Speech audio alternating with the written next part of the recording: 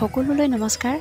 আজি মই আপোনালোকক এয়া দেখাইছোঁ আমাৰ গাঁৱৰ ডেকা বুঢ়া সকলোৱে লগ লাগি অতীতৰ এটা স্মৃতি যেন আকৌ ঘূৰাই আনিছে। এনেকৈ এটা সময়ত আগত ডেকাসকলে এনেকৈ বিহু চাবলৈ গৈছিল আৰু সেই সময়কণ যেন আকৌ ঘূৰি আহিছে।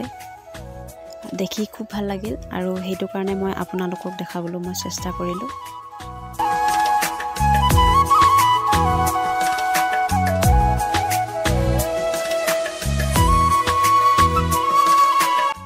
বহাগ বিহুটোৱে গাঁওখনত যেন এক উখল মাখল পৰিৱেশ সৃষ্টি কৰি দিছে।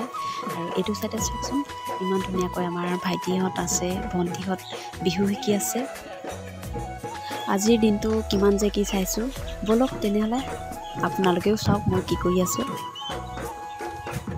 এয়া মই এতিয়া যাম গছতলৰ বিহু চাবলৈ আৰু এইফালে আহি পাই গ'লোহি।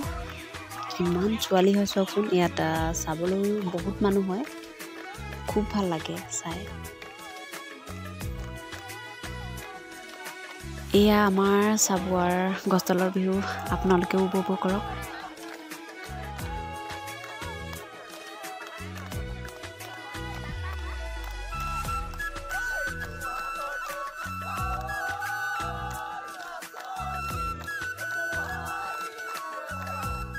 আৰু এতিয়া আমি এয়া ওলাইছোঁ, দেখিছেনে? আমি বিয়া মাতিবলৈ ওলাইছোঁ।